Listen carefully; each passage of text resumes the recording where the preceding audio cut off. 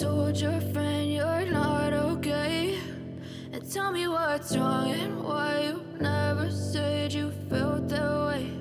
And guess you're trying to stay strong and fake a smile until I look away.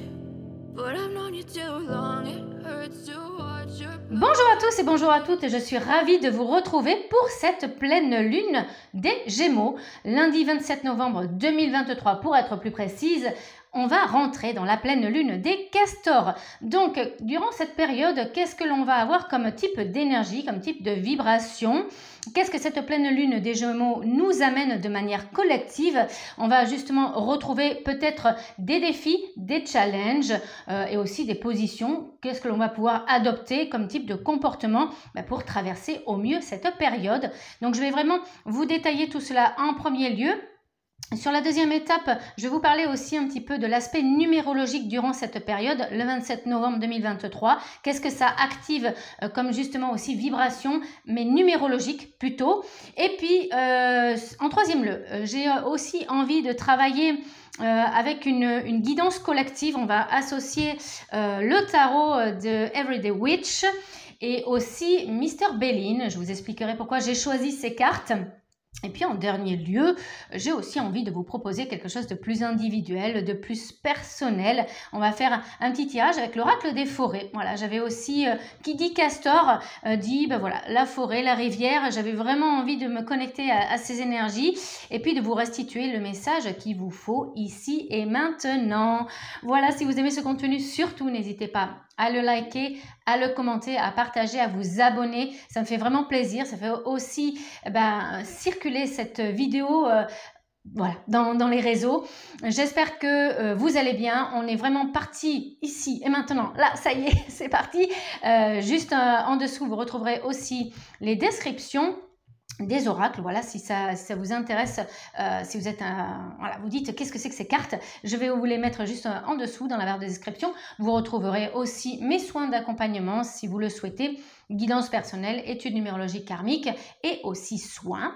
Voilà, parce que j'ai remarqué quand même que sur ce mois de novembre-décembre, on a vraiment envie de prendre soin de soi, de se chouchouter. Je peux vous accompagner aussi dans cette démarche. C'est parti, on passe sur l'explication de la pleine lune. Lundi 27 novembre 2023, c'est la pleine lune en Gémeaux. Elle est à son apogée à 10h17, mais elle est sur une grande puissance entre la nuit de dimanche à lundi. C'est aussi la pleine lune des Castors. Pourquoi? Parce que c'est un animal qui va rentrer en hibernation à l'approche de l'hiver. C'est pour ça qu'on l'appelle comme ça. Alors, on est sur la saison quand même du Sagittaire et le Sagittaire, c'est quoi? C'est des aventuriers, des aventurières. Ils sont vraiment dans l'action, ils sont toujours poussés comme la flèche. D'ailleurs, c'est tout simplement ça symbolique sur ce signe du Sagittaire. On a un objectif, on a un leitmotiv, on y va droit devant. Donc, c'est vraiment aussi une période, il ne faut pas l'oublier, où on a vraiment envie de se réaliser. On est très motivé.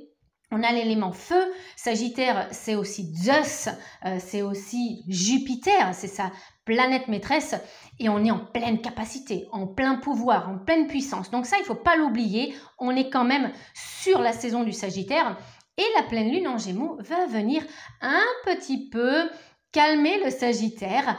On a l'énergie des Gémeaux. Les Gémeaux, c'est quoi? Moi, je les appelle les papillons de l'astral. Je les appelle les papillons de cette roue de zodiaque. Pourquoi? Parce qu'ils ont 1001 idées à la journée. Ils sont très inventifs, très créatifs. Ils adorent faire la fête. Ils adorent jouer, mais aussi ils ont un esprit très très très vif. La planète de nos amis Gémeaux, c'est Mercure. Mercure, c'est la communication. Donc cette lune et cette pleine lune en Gémeaux, elle va vous faire devenir un petit peu facétieux. Encore une fois, on va essayer de faire des jeux. On va essayer aussi de se lier aux autres. Donc c'est un bon moment pour être avec ses amis, pour faire la fête, pour jouer aux jeux de société. Bref, voilà, c'est vraiment très festif. On peut être même d'humeur, voilà, sur des joutes sentimentales. Le flirt, ça fait vraiment plaisir. On peut être un petit peu trop bavard. Et on va voir, il va falloir peut-être essayer justement de contrôler cet aspect ultra communicatif. Et puis, c'est quelque chose de très léger. Moi, ce que j'aime bien avec cette pleine lune en Gémeaux, on est sur quand même un élémentaire de l'air, justement, et donc on a une lune qui est moins embêtante que les autres, voilà, que l'on vient de traverser. Donc là, c'est beaucoup plus léger, ça passe un petit peu plus à l'aise, voilà. Donc on va être moins dérangé et ça va être moins plombant que les autres lunes que l'on vient de traverser. Donc cette pleine lune nous incite quand même à nous exprimer. On va vraiment libérer notre créativité, notre curiosité. Au niveau des challenges, il va falloir aussi essayer d'être dans l'ouverture de l'esprit. Et c'est vraiment le gros challenge pour moi, c'est voilà, on essaye de se poser et on essaye de se mettre au même diapason de l'autre, mais surtout, c'est pas forcément une question d'avis, on n'a pas besoin d'avoir le même avis que l'autre, mais on essaye, quand je dis de se mettre au diapason, c'est d'écouter les autres et essayer de les comprendre. On essaye, c'est pas forcément qu'on va voilà, tout comprendre de ce que l'autre a à nous dire en face, mais on essaye. Donc là, la communication non verbale, on essaye d'appuyer un max, donc être diplomate. Et puisque ça va être un véritable challenge, et c'est même un défi, j'ai envie de dire, c'est on tourne sa langue 7 fois avant de parler, parce qu'on a quand même le Sagittaire qui est derrière nous et qui va essayer de faire un passage en force. On va quand même essayer de s'imposer, on va essayer de dire certaines choses. Donc voilà, avant de s'imposer, on essaye de se modérer et d'être un maximum diplomate. C'est une bonne période aussi pour pouvoir repenser à certains conflits qu'il y a eu peut-être dans le passé. On pourrait peut-être, pourquoi pas, envisager de faire la paix avec certaines personnes et aussi se sentir beaucoup plus aligné. Mais il faut être prudent parce que justement, il y a beaucoup de mental. Je vous l'ai dit, hein, les Gémeaux, ils sont très vifs d'esprit. Ils sont très loquaces et aussi, il faudrait voilà, essayer de pas trop faire tourner la roue avec la petite souris à l'intérieur et à trop mentaliser les choses et voilà, et avoir peut-être après derrière une charge mentale parce que on est trop focus, on essaye de trop aller loin, on essaye de trop réfléchir et peut-être justement on va être borné, obtus, têtu par rapport à résoudre quelque chose. Voilà, on essaye voilà, de faire comme Jean-Claude Van Damme, d'être openware. C'est une bonne période aussi pour sortir de sa zone de confort et faire des rencontres. Pourquoi? Parce que Mercure nous pousse à faire ça. Donc, on y va. Allez, on sort, on fait la fête, on va avec les amis. Voilà, je vous l'ai dit. C'est aussi une envie de réfléchir et de mettre son énergie aux bons endroits, au bon moment. C'est-à-dire qu'on met son intellect à notre service et en fait, on met des stratégies. Donc, on réfléchit avant d'agir. Donc ça, c'est vraiment top, top, top. Ce qui est vraiment très, très, très bon aussi, c'est de savoir rester au calme, de se taire et d'augmenter un maximum ses phases de repos. Voilà, on fait comme le castor. On va commencer à rentrer en hibernation, rentrer chez nous.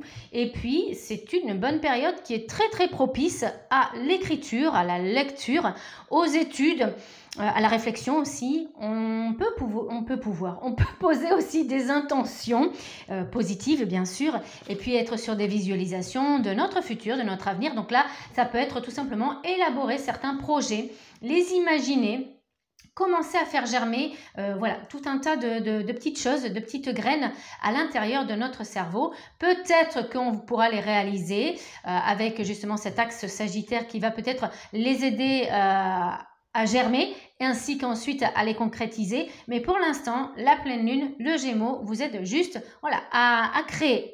C'est déjà pas mal.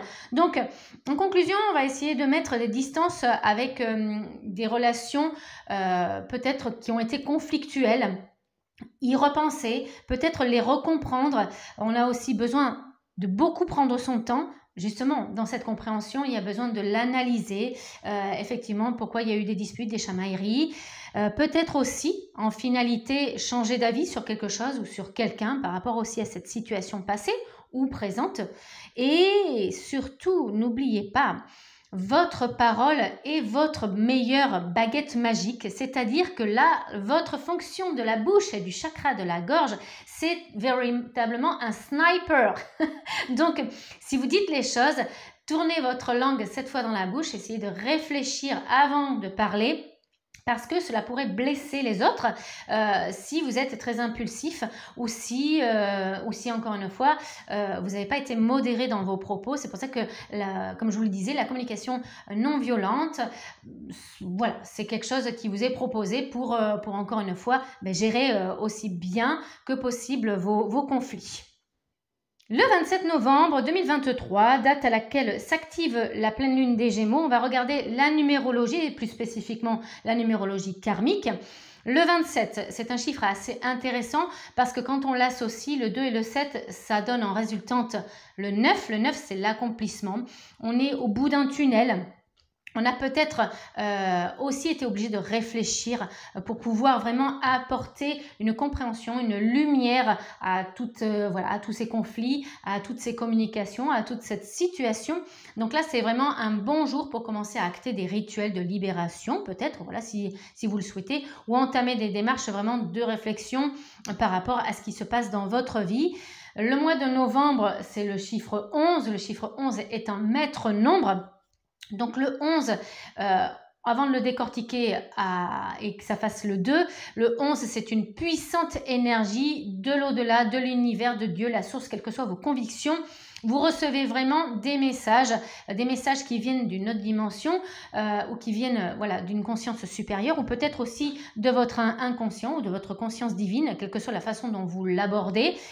On ne va pas quand même se mentir que c'est un mois très fort parce que règle générale, le mois de novembre est une porte ouverte sur les ancêtres, sur les autres dimensions. Donc, le voile s'est affiné et les messages sont on ne peut plus clairs. Donc, beaucoup de synchronicité.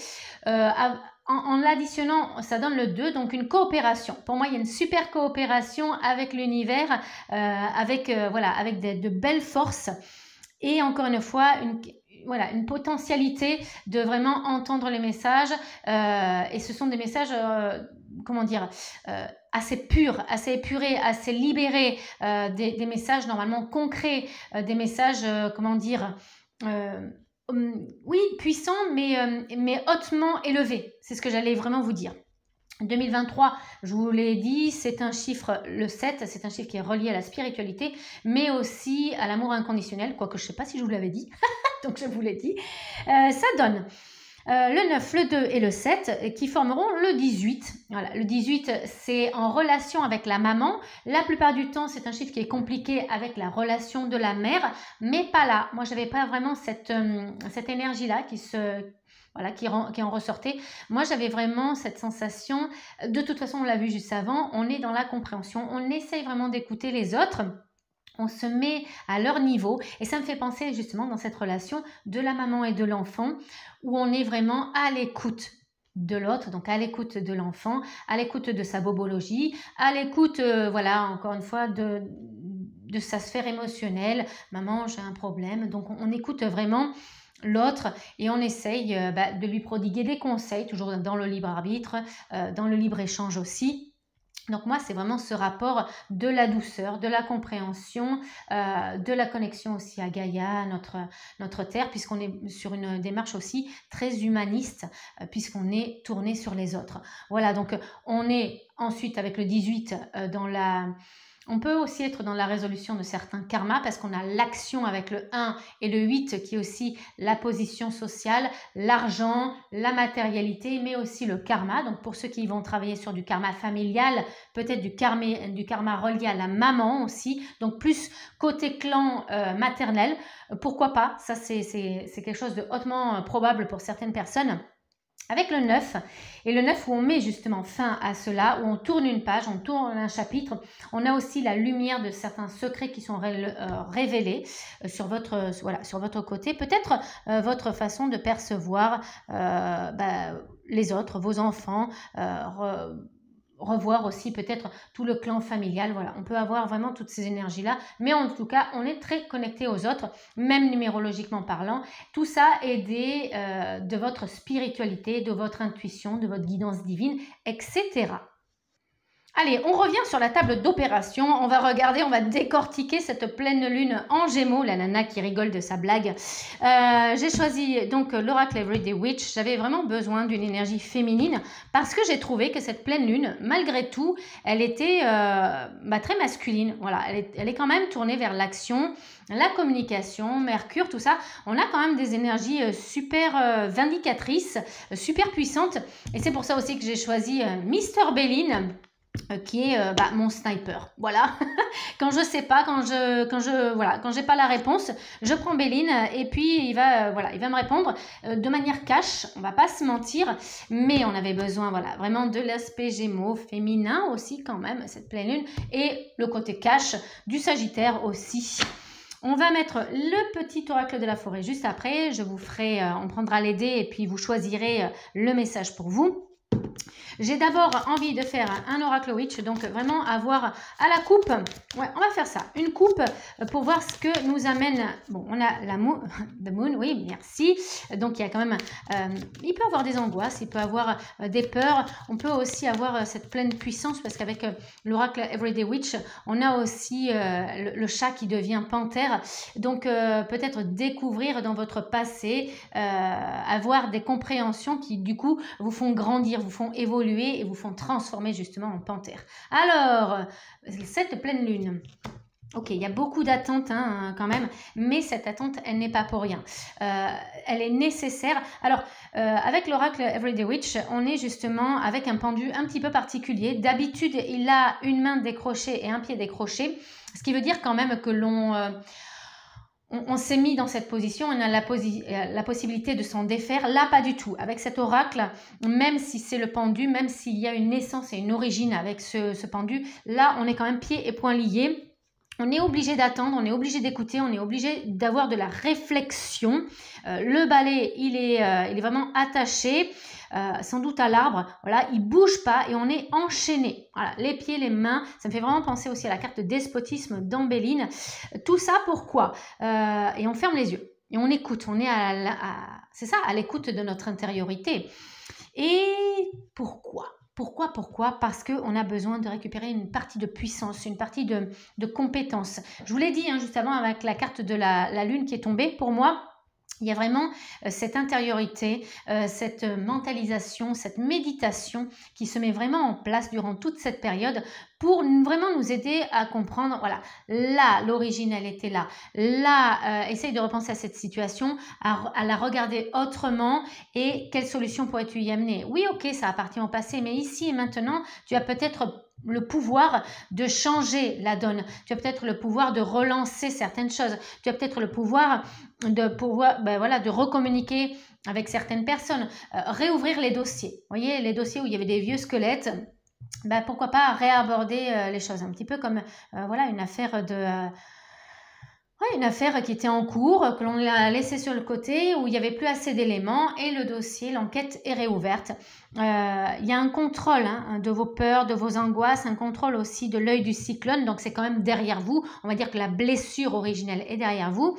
Et avec ce côté de « Ok, je suis dans le courage ». Il y a le Sagittaire aussi qui pousse derrière. Il vous dit « Allez, on va pouvoir passer à l'action, mais on va quand même un petit peu réfléchir ». Le Gémeaux est quand même là pour retempérer le Sagittaire et dire « Oh, avant de se lancer dans la bataille ». Peut-être qu'on va avoir d'autres éléments et peut-être qu'en réfléchissant, en parlant avec certaines autres personnes qui ont des connaissances, qui ont des expériences, justement avoir une autre lumière, une autre logique, d'autres idées, d'autres valeurs, etc. etc. Ok, 12 et 8, ça forme le 20. Le 20, c'est ça. C'est éveiller vos capacités, vos compétences, vos pouvoirs à travers la collaboration de l'autre. Allez, on va prendre The Sniper. Qu'est-ce que l'on en pense? Belin, mon très cher Belin, à quel type de dualité doit-on s'attendre durant cette période? On l'a vu, la communication, mais surtout ne pas trop se laisser déborder par le côté impulsif, donc de ne pas dire trop les choses trop rapidement. Première carte. Ok, moi ce que j'y vois quand même comme type de dualité, c'est on fait des visualisations, on fait des intentions de réussite, mais surtout, on ne se fixe pas, on peut se fixer des objectifs, mais surtout, on ne se fixe pas des objectifs trop grands. Voilà. Donc, on peut penser à certaines choses, mais on peut viser la lune. Mais par exemple, si on souhaite acquérir un petit peu plus d'argent, on peut penser à une prime, on peut penser à gagner au gratte-gratte, par exemple, mais devenir multimillionnaire, voilà, c'est compliqué. On fait attention à l'ego. Voilà, la dualité, c'est ça, c'est la réussite, mais sans rien attendre. C'est aussi, vous savez, donner des choses. On sait que cette loi d'échange va venir, mais on ne se laisse pas bercer trop d'illusions et on essaye aussi de ne pas trop, parce qu'on a le lion hein, quand même, de faire attention à notre ego, à notre fierté personnelle. C'est vraiment ça pour moi, la dualité qu'il faut aussi essayer de tempérer. Ouais, vous voyez, on avait les chicaneurs, chicanettes qui étaient en train de se... C'est pas la passion, c'est pas la nervosité, je sais plus ce que c'est cette carte. Quelles illusions doit-on briser pour avancer? Quelles illusions? Ah, c'est intéressant. Le bonheur. Pour moi, c'est la matérialité. Parce que 45, on a un chiffre. Et ah oui, mais encore mieux. La matérialité, mais c'est encore pire. C'est encore pire. Croire que l'on a fini. Croire que l'on a atteint définitivement le but.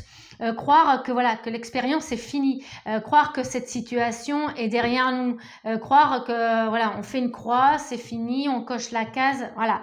Non, pour moi, cet accomplissement, ce bonheur, il est vraiment là, il est vraiment à la portée, mais peut-être que, encore une fois, on l'a vu, il y a des choses qui sont coincées. Donc, être dans l'illusion que tout est fini, non, c'est pas ça. C'est pas ça. Et peut-être croire que l'issue, c'est ça. Alors qu'en fait, on vous a dit d'ouvrir votre esprit, de vraiment être openware, comme je vous l'ai dit hein, la dernière fois, et ne pas laisser le mental, l'ego, ne vous apporter qu'un seul prisme. Voyez, pour moi, ce qui va vous faire défaut, c'est votre imagination. Vous allez croire certaines choses. Encore une fois, hein, c'est le mental qui va vous faire croire certaines choses. Il va vous laisser dans une idée, dans un projet. Par exemple, vous vous imaginez plus tard responsable d'un rayon. Et vous gagnez, je ne sais pas, 1500, 1800 euros par mois. Ce n'est qu'un exemple. Et ça, c'est votre mental, c'est votre ego. Parce que vous pensez ne mériter que ça. Ou vous ne pensez, c'est déjà bien. Mais c'est pas assez. Vous laissez pas vos rêves, vous laissez pas le champ des possibles vous toucher et être dans l'illusion de quelque chose et de s'enfermer dedans, de s'enfermer dans un ancrage. Donc en fait, vous avez des rêves, mais peut-être ne sont-ils pas assez grands. Ah, c'est intéressant ça. Dans quel secteur de notre vie doit-on mettre des limites? Qu'est-ce qu'on va essayer de tempérer en fait? La grâce. Ok. Pour moi, vous faites beaucoup confiance à l'univers. Ça, j'ai ça qui ressort. Et c'est par rapport au travail. Ouais, c'est par rapport au professionnel. Pour moi, peut-être que vous essayez de... Et vous êtes limité dans ce professionnel et que peut-être il y a beaucoup, vous mettez beaucoup de choses, d'objectifs, d'énergie dans votre domaine professionnel ou dans la concrétisation de la matérialité. J'arrête pas de le ressortir la matérialité, hein. Mais le Sagittaire peut être aussi dans son aspect très négatif, quelqu'un qui est très concret, qui est très pragmatique, qui peut être aussi dans l'excès, dans la manipulation et aussi dans l'aspect un petit peu grippe-sou, pique-sou et aussi la matérialité. Donc c'est ça, essayez de mettre des limites par rapport à cette donnée-là. On est encore dans beaucoup de spiritualité. On est dans beaucoup l'esprit et on essaye peut-être de voir les choses très grandes et ne pas trop s'attacher à la matérialité et peut-être sur le domaine professionnel. Ok, quelle croyance nous empêche d'être alignés? Quelle croyance, quelle valeur, quelle mauvaise idée on a là? Ok, l'amour. Alors, ce n'est pas une croyance, je pense que c'est la valeur que vous attachez à l'amour. L'amour est une force, l'amour est une énergie puissante, ce n'est pas juste une relation entre un être que l'on aime, et voilà, ça l'est, mais ce n'est pas que ça. Il se peut aussi, ça va être valable pour certaines personnes, que vous ayez des mauvaises... alors, j'ai pas envie de dire valeurs, mais peut-être que selon votre expérience, vous êtes descendu. Vous avez descendu votre estime au niveau de l'amour. L'amour, vous l'avez descendu en estime. C'est-à-dire que ça a moins d'importance peut-être que votre domaine professionnel, que votre domaine familial, que votre... vous voyez ? Donc le sentimental, peut-être les relations amoureuses sont peut-être moins importantes pour vous et vous commencez à vous en éloigner. Vous ne croyez plus en l'amour toujours, vous ne croyez plus à l'amour inconditionnel, ou vous êtes fixé des valeurs qui sont très ancrées, qui sont peut-être éducatives, mais qui sont très limitantes et qui vous empêche de vibrer une forte fréquence et donc d'attirer une personne qui pourrait vraiment vous apporter tout cela en fait. Mais j'ai cette sensation que pour certains d'entre vous, vous y croyez peut-être plus. Voilà. Donc c'est une croyance, croire que tout est perdu, c'est quelque chose qu'il faut essayer de vous éloigner. Et ça vous empêche en tout cas d'être aligné. La dernière carte, quelle direction nous invite-t-on à prendre durant cette période? On nous invite vraiment à engager les dialogues, les discussions, les pourparlers. Alors on est sur une énergie vindicatrice, normal, c'est le Sagittaire qui nous pousse. Ok, Mercure appartient à Gémeaux, mais Jupiter fait sa loi quand même derrière. On est dans sa saison, hein, on est installé dans, dans sa maison. Ça fait un petit peu chevalier du zodiaque. Donc on est dans sa maison au Sagittaire et il est maître des lieux. Et il vous dit quand même que oui, il faut passer à l'action. Oui, vous pouvez parler. Et une fois qu'on aura parlé, écouté et que l'on a réfléchi, il faudra quand même à un moment donné passer à l'action. Voilà, donc il faudra... c'est ça, engager des agissements, des engagements, faire un pas du coup pour décider dans la matière qu'est-ce que l'on fait de son avenir, tout simplement. Voilà ce que j'avais pour vous du côté de la guidance générale collective. Alors, sur cette dernière partie, on se l'a fait, sa petite guidance personnalisée. Alors, j'ai choisi l'oracle de la petite forêt. Oui, non, c'est l'oracle de la forêt. Je sais pas pourquoi je dis petite, parce qu'on a un trop mignon fan, là. Il est trop chou, trop cute, j'adore. Cindy, remets-toi dans la guidance personnelle. Allez, je prends 3 dés, on va lancer le premier. Alors, pour le premier choix, on aura quoi? On aura The Queen. Ok. Fait un peu la tronche, mais c'est pas grave. Si vous êtes en mode yes ou je crogne-mieux, pourquoi pas choisir celle-là. Alors ça vous inquiétez pas, hein, c'est pas parce qu'elle est en colère que vous allez avoir un message qui va être en colère, hein, vous inquiétez pas. Qu'est-ce qu'on a d'autre? Mais qu'est-ce que cela? Ah oui, d'accord. On a, alors je sais pas trop, une espèce de vêtement avec des petits cœurs ou un vêtement qui est sorti de la machine à laver avec des petites bulles. Peut-être. Qu'est-ce que c'est que ce truc? ou si vous y voyez autre chose, j'en sais rien. C'est peut-être une tartine qui est sortie du grille-pain. J'en sais rien. Bon, tartine / vêtement. Voilà. Et the last one, on aura la jeune femme qui vous fait un clin d'œil, avec, hop, voilà, j'espère que la vidéo a défocusé, avec, un clin d'œil, un sourire et une petite étoile. Ok, première guidance personnalisée pour vous. Donc la nana, la reine, la power up, mais peut-être en colère, je sais pas. Elle ouvre la bouche, alors bon, j'en sais rien ce qu'elle fait. Elle a l'air d'avoir effectivement les sourcils qui froncent. Non, mais j'en ai trop là, notre reine. Vous en voulez trop? On est trop gourmand là. Et alors, ça me fait penser à la reine de la Blanche-Neige. Gentillesse, vous voyez, c'est ce que je vous disais. C'est pas forcément que elle est pas glope. Donc, faites une pause près d'un étang et soyez bienveillant envers vous-même et envers les autres. Bon, c'est un petit peu cette pleine lune, ce qu'elle vous propose de faire. Donc, ça va amplifier l'énergie si vous avez choisi cette carte gentillesse. Ok, donc avec la tranche de pain ou le vêtement avec des bulles, qu'est-ce que l'on a? Non, là, j'en ai 2. D'ailleurs, il est tellement neuf que je me demande si j'ai les cartes qui ne collent pas. Pourtant, je les ai décollées l'une et les autres. Origine. Souvenez-vous de vos origines. Ok, donc là, il y a peut-être un travail à faire du côté de votre clan familial ou de vos vies antérieures. Voilà. Et la dernière avec la cocotte bel oeil et l'étoile de mer dans... c'est peut-être une sirène, cela dit. Et la sirène, elle aussi, elle est un petit peu trop gourmande. Alors, qu'est-ce que l'on a? Le chemin. Empruntez le chemin le moins fréquenté, ce que vous trouverez pourrait vous surprendre.